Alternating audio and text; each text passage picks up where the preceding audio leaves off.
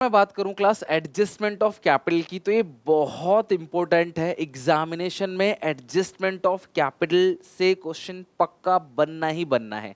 Admission और retirement में option आ जाता है, 90% चांसेस ऑप्शन के हैं। तो जिन बच्चों को लगता है एडमिशन टफ और उनके पास समय बिल्कुल नहीं है, तो आप क्लास एडमिशन के बड़े क्वेश्चन को स्किप करके रिटायरमेंट पूरा बना सकते हो, या रिटायरमेंट के बड़े क्वेश्चन को स्किप करके एडमिशन पूरा बना सकते हो। अगर आपको लग रहा है रिस्क लेना चाहते हो तो, लेकिन मैं यही कहूंगा कि आपको रिस्क नहीं लेना है, आपको दोनों चैप्टर को अच्छे से करके चलना है। मैं दोनों चैप्टर आपको अच्छे से करा चुका हूं, तो कहीं से रिस्क मत लो। खैर, एडजस्टमेंट ऑफ कैपिटल वाला जो टॉपिक है वो तो हर जगह ये क्लास एडजस्टमेंट ऑफ कैपिटल आपको आना ही आना है। तो सबसे पहले क्लास अगर हम बात करें एडजस्टमेंट ऑफ कैपिटल में, वो होता क्या है क्लास, पार्टनर्स अपने कैपिटल को एडजस्ट करते हैं। पार्टनर्स अपने कैपिटल को क्या करते हैं क्लास, एडजस्ट करते हैं। यानी कि जब भी नया पार्टनर आएगा, पुराने पार्टनर भी अपनी कैपिटल को एडजस्ट करेंगे। इसके दो केसेस होते हैं। सबसे पहला केस वन, पता कैसे चलेगा, here new partner capital is given. अगर तुम्हें नए पार्टनर की कैपिटल दी गई हुई है, here new partner capital is given, तो वो केस वन है। तो तुमको दिया होगा C bring 50,000 as is share of capital, C bring 1 lakh as is share of capital, C bring 80,000 as is share of capital, इतना तो लिखा होगा। लेकिन लास्ट लाइन में लिखा होगा कि partner decide to adjust their capital on the basis of new partner capital in their profit sharing ratio. ऐसा कुछ पक्का लिखा होगा। ये दो बातें, necessary cash bringing or withdrawn, necessary adjustment is to made through current account, excess or shortfall is to be adjusted through current account, ये बातें भी लिखी होंगी और नए पार्टनर की कैपिटल दे रखी होगी। तो समझ जाना क्लास, ये एडजस्टमेंट ऑफ कैपिटल का सवाल है, जो कि मोस्ट प्रोबेबली पेपर में 6 नंबर में दिखेगा। अगर तुम्हें नए पार्टनर की कैपिटल गिवन है, तुम्हें क्लास सबसे पहला step calculate new firm capital. तुम्हें नए पार्टनर की कैपिटल से नए फर्म की कैपिटल को निकालना है। मैं कॉम्प्लिकेट नहीं करूंगा, सिंपल समझाता हूं। जैसे हिडन गुडविल में करते थे, हिडन गुडविल में सी का शेयर है 40,000, सी का हिस्सा 1/4 है, रेसिप्रोकल करके मल्टीप्लाई कर दो। 1/4 है, 4/1 कर दो, 40,000 इंटू 4 1,60,000। तो सी का कितना निकल के क्लास आएगा, 1,60,000। तुम्हें नए पार्टनर की कैपिटल गिवन है, नए पार्टनर का शेयर गिवन है, उसकी कैपिटल को उसके शेयर से रेसिप्रोकल करके मल्टीप्लाई कर दो, तुम्हें पूरे फर्म कैपिटल मिल जाएगी। तो सबसे पहला step calculate new firm capital. Step number two, distribute it in new ratio. तुम्हें नए पार्टनर की कैपिटल को नई रेशियो में डिस्ट्रीब्यूट कर देना है। नए पार्टनर की जो भी तुम्हारी कैपिटल आएगी, तुम उसे नई रेशियो में डिस्ट्रीब्यूट कर देना। ये क्लास तुम्हारा सेकंड काम, ठीक है। स्टेप 3, और जो ये डिस्ट्रीब्यूट करोगे न्यू रेशियो में ना, यही आपका आएगा टू बैलेंस सीडी। जो टू बैलेंस सीडी लिखते थे ना पहले हर एक कैपिटल अकाउंट में, आपका डायरेक्टली निकल के आ जाएगा। आपने बैलेंस नहीं किया अभी, सीधा सीधा टू बैलेंस सीडी लिख दो। अब आप बैलेंस करोगे, फिर लिखोगे balancing figure will be adjusted, balancing figure will be adjusted through cash या current account as the case may be, as the case में भी। कैश और करंट अकाउंट में बैलेंसिंग फिगर को एडजस्ट करेंगे एज द केस में भी, जो भी केस होगा क्लास। यानी कि अगर क्वेश्चन कहता है कैश में लिखना है तो बैलेंसिंग फिगर को कैश में लिख देंगे, क्वेश्चन कहता है करंट अकाउंट में लिखना है तो बैलेंसिंग फिगर को करंट अकाउंट में लिख देंगे। That's it. मैं स्टेप रिपीट कर रहा हूँ। तुम्हारे पास नए पार्टनर की कैपिटल गिवन है, उससे पूरे फर्म की कैपिटल निकाल दो, रेसिप्रोकल करके मल्टीप्लाई करके। पूरे फर्म की कैपिटल तुम्हारे पास आ गई, उस पूरे फर्म कैपिटल को नई रेशियो में बांट दो। नई रेशियो गिवन है, अच्छी बात है, नहीं तो नई रेशियो निकालो फिर बांटो, वही आएगा टू बैलेंस सीडी। फिर आप बैलेंस करना, दोनों तरफ इक्वल करना। जिधर भी बैलेंसिंग फिगर बचेगा या तो टू कैश होगा, डेबिट साइड बचता है, क्रेडिट साइड बचेगा तो बाई कैश या टू करंट या बाई करंट, बस और कुछ नहीं। यही है क्लास आपका adjustment of capital case number 1, right. अगर हम बात करूं एडजस्टमेंट ऑफ कैपिटल के केस नंबर 2 पे, केस नंबर 1 तो आपको क्लियर हो गया एडजस्टमेंट ऑफ कैपिटल का। Now adjustment of capital case number 2, इसमें आप किस तरीके से करोगे केस नंबर 2 में। तो अगर मैं बात करता हूं केस नंबर 2 की, तो तुम्हें पहचानोगे कैसे, here new partners capital is not given. तुम्हें नए पार्टनर की कैपिटल दिया हुआ है ही नहीं। नया पार्टनर कितनी कैपिटल ला रहा है ये तुमको दिया हुआ नहीं है।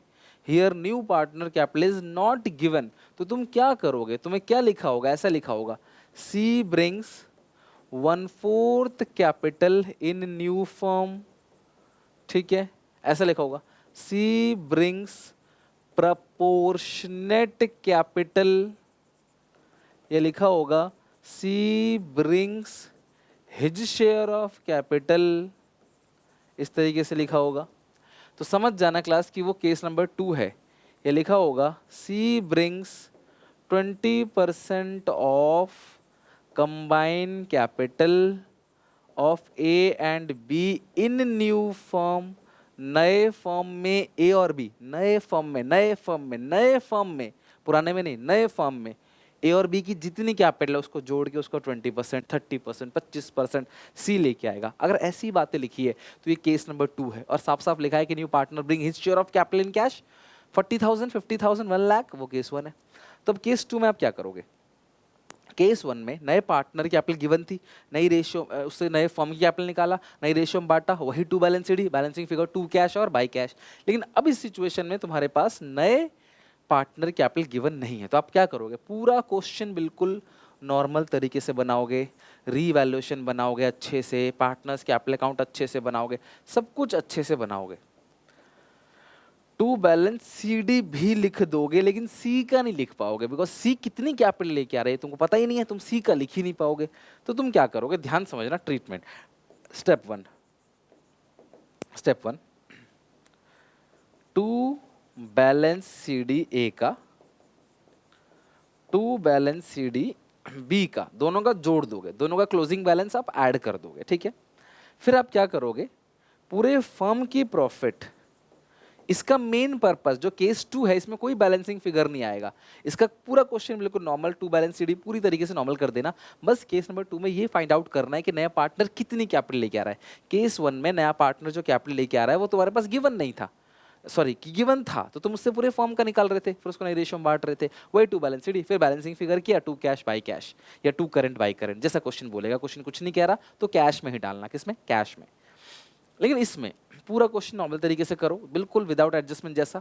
बस तुमको एक बात नहीं पता, क्या? कि नया पार्टनर कितनी कैपिटल ला रहा है, तुमको ये नहीं पता, ठीक है। तो स्टेप 1 हम क्या करेंगे? दोनों का क्लोजिंग बैलेंस जोड़ेंगे, क्लोजिंग बैलेंस यानी कि ये दोनों की कैपिटल है। अगर क्वेश्चन कहता है सी 20% ला रहा है कंबाइन कैपिटल, दोनों को जोड़ के 20% कर दो, खत्म, आ जाएगा। लेकिन अगर कह रहा है सी 1/4 कैपिटल ला रहा है नई फर्म का, या 20 या अपने प्रपोर्शनेट कैपिटल लेके आ रहा है, तो मैं पूरे फर्म का कैपिटल निकालना पड़ेगा। वो कैसे निकालोगे? 1 में से घटा दो 1/4, ये 3/4, ये 1/4 क्या है? सी का शेयर, ऐसा मैंने माना है। अगर 1/3 होता तो 1 - 1/3 2/3 होता, अगर 1/5 होता 1 - 1/5 4/5 हो जाता। तो ये दोनों किसकी कैपिटल है? कंबाइन कैपिटल ऑफ ए और बी। ये 2 बैलेंस सीडी ए का है, 2 बैलेंस सीडी बी का है, ये दोनों ए और बी की कैपिटल है। स्टेप 2 में 3/4 भी किसका है? ए और बी का, यानी कि कैपिटल जो है ए और बी की है, और जो 3/4 है वो भी किसका है क्लास? ए और बी का। अब तुम्हें स्टेप 3 में सी की कैपिटल निकालनी है, सी की कैपिटल। ध्यान समझना, पूरा क्वेश्चन नॉर्मल तरीके से किया, दोनों के सीडी को उठा के जोड़ दिया, 1 में से नए पार्टनर का हिस्सा पक्की बात है कि को हटा दो, आ गया 3/4। अब तुम क्या करोगे? जो ये आ रहा है स्टेप 1, जो भी स्टेप 1 का आया है आंसर, इनटू 3/4 है ना, उल्टा कर दो 4/3। तो ये जो निकल के आया पूरे फर्म की कैपिटल हो गई, सी का हिस्सा 1/4 है, फिर से करो इनटू 1/4। अब ये पूरा का पूरा निकल के क्लास आएगा, यहाँ से नहीं, यहाँ से, ये जो पूरा निकल के क्लास आया इसको बोलते हैं क्लास सी की कैपिटल। और एक बार तुमको पता पड़ गया सी कितनी कैपिटल लेके आ रहा है, तो पार्टनर्स कैपिटल अकाउंट में अब लिख सकते हो बाई कैश सी की कैपिटल में, और फिर टोटलिंग करके यहाँ आ जाएगा 2 बैलेंस सी डी, या क्लोजिंग बैलेंस क्या आएगा? 2 बैलेंस सीडी। यानी एडमिशन की तरह रिटायरमेंट में भी एडजस्टमेंट ऑफ कैपिटल के 2 केसेस हैं। एडमिशन में क्या था class? Case 1, case 2, new partner capital is given, new partners capital is not given. तो केस 2 में आपने नए पार्टनर की कैपिटल को निकालना था बेसिकली कि नए पार्टनर्स की कैपिटल क्या होगी। अब रिटायरमेंट ऑफ ए पार्टनर में एडजस्टमेंट में जो केस 1 है वो क्या है? हियर न्यू फर्म, वहाँ पार्टनर था, यहाँ फर्म। थोड़ा कंपैरिजन समझना, इस वीडियो को बनाने का पर्पस यही है कि आप थोड़ा सा कंपैरिजन भी समझ जाओ कि एडमिशन से और रिटायरमेंट में क्या डिफरेंस है एडजस्टमेंट ऑफ कैपिटल में।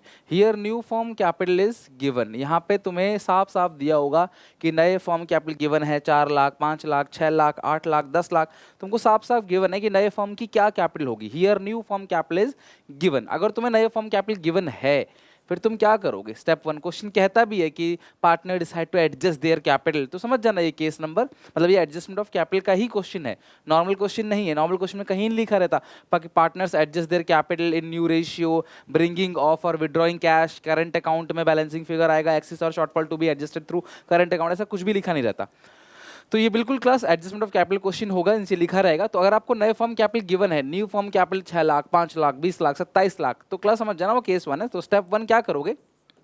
Distribute it in new ratio. तुम्हें नए फॉर्म की कैपिटल को नई रेशियो में डिस्ट्रीब्यूट कर देना है। समझ गए बात को? नए फॉर्म की जो कैपिटल है उसको तुम्हें नई रेशियो में बांटना है। Distribute new form capital in new ratio, नए फॉर्म की कैपिटल को नई रेशियो में बांट देना है। जब आप नए फॉर्म कैपिटल को नई रेशियो में बांटोगे वही आएगा टू बैलेंस सीडी। अरे सर, सीडी तो हम लोग बैलेंसिंग करके निकालते थे। अभी तक हम सीडी कैसे निकालते थे? क्रेडिट साइड को जोड़ा, डेबिट साइड घटाया, जो बैलेंस बचा वो सीडी। लेकिन अब तुम डायरेक्टली नए फॉर्म कैपिटल को नई रेशियो में बांट दोगे, पहले ही सीडी आपके पास आ जाएगा। स्टेप 2, अब आपने सीडी डायरेक्टली निकाल दिया है, तो अब आप बैलेंस करोगे। तो लिखोगे balancing figure will be adjusted through cash और करंट अकाउंट।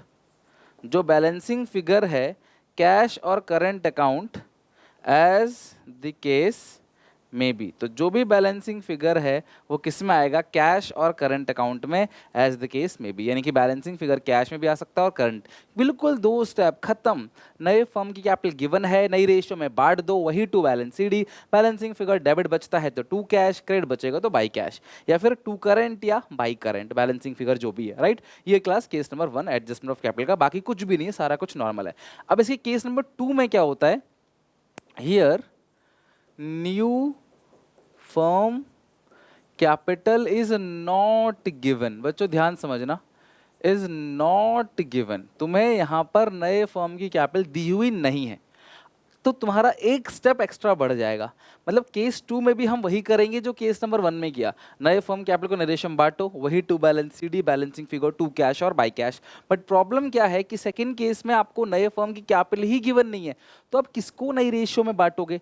फिर बैलेंसिंग फिगर कहाँ से आएगा? तो नए फर्म की कैपिटल को निकालने में ही एक स्टेप बढ़ जाता है। Step 1, calculate new firm capital. तुम्हें अब नए फर्म कैपिटल क्वेश्चन में गिवन नहीं है, तुम्हें वो निकालना पड़ेगा। फिर कैलकुलेट न्यू फर्म कैपिटल। बच्चों एक मुझे बात बताना सोच समझ के, ये इसलिए बता रहा हूं ताकि तुम भूलो ना। ABC 3 पार्टनर है, B छोड़ के चला गया, तो अब मुझे बताओ नए फर्म में पार्टनर कौन कौन होंगे? नए फर्म में पार्टनर कौन कौन होंगे? ABC 3 पार्टनर है, B छोड़ के चला गया, तो नए फर्म में A और C पार्टनर्स होंगे। इनकी कैपिटल को जोड़ दिया जाए तो नए फर्म कैपिटल आ जाएगी। तो नए फर्म कैपिटल को निकालोगे कैसे? टू बैलेंस CD A का plus two balance CD C का जोड़ दोगे, यही क्लास कहलाएगी, यही है न्यू फर्म कैपिटल, राइट। यही है new firm capital. To balance CD A का और टू बैलेंस CD C का, दोनों का क्लोजिंग बैलेंस आप ऐड कर दोगे तो ये क्लास आ जाएगा नए फर्म की कैपिटल। तो नए फर्म कैपिटल कैसे निकालोगे? CD A का CD C का दोनों का क्लोजिंग बैलेंस जोड़ दो, आ गया न्यू फर्म कैपिटल। बाकी रेस्ट सारा का सारा सेम प्रोसेस है। Distribute it in new ratio, नए फर्म की कैपिटल को नई रेशियो में बांटोगे, वही आएगा टू बैलेंस CD। फिर step 3, balancing figure will be adjusted through balancing figure will be adjusted through cash और करंट अकाउंट, कैश और current account as the case में बी। तो जो भी बैलेंसिंग फिगर है वो कैश और current account as the case में भी, यानी बैलेंसिंग फिगर कैश में भी आ सकता है और करंट अकाउंट में। जैसा केस होगा वैसा केस हम लोग लिख देंगे। यानी कि केस 1 और केस 2 अगर आप देखो तो ज़्यादा डिफरेंस नहीं है। इसमें केस 2 में एक स्टेप एक्स्ट्रा बढ़ गया, बस तुमको नए फर्म कैपिटल को निकालना पड़ा। एडमिशन में क्या था? नए पार्टनर कैपिटल गिवन थी, और दूसरे में क्लास नए फर्म की कैपिटल आपको निकालना पड़ा था। नए पार्टनर कैपिटल गिवन थी, नए पार्टनर कैपिटल निकाल रहे थे, वो ज़्यादा सिंपल था। इसमें क्या है कि नए फर्म कैपिटल निकाल लिया, फिर सेम केस 1 जैसा चलेगा। यहाँ पे बैलेंसिंग फिगर आएगा, समझ रहे हो बात को? यहाँ पे पहले आपने यहाँ बैलेंसिंग फिगर निकाला, फिर यहाँ पे क्लास बैलेंसिंग फिगर निकालोगे, 2 बार बैलेंसिंग फिगर आएगा। एडमिशन में ऐसा नहीं होता। लेकिन एक और केस भी है, स्पेशल केस है, इसका बोलते हैं क्लास केस नंबर 2A। तो कम चांस है एग्जामिनेशन में, लेकिन मैं तुम्हें समझा देता हूँ, अगर आ गया तो कर लेना। केस 2A में क्या होता है, ये भी सेम, क्योंकि 2 कैटेगरी का है, तो यहाँ भी here new firm capital is not given. यहाँ भी तुम्हें क्लास नए फर्म कैपिटल गिवन नहीं है। तो तुम्हारा step one calculate new firm capital, calculate new firm capital. तो तुम्हें नए फर्म कैपिटल निकालना है। Step 2 distribute it in new ratio, distribute it in new ratio. नए फर्म कैपिटल को नई रेशियो में बांटो। जब आप नई रेशियो में बांटोगे तो यही आएगा 2 बैलेंस CD। फिर स्टेप 3 बैलेंसिंग फिगर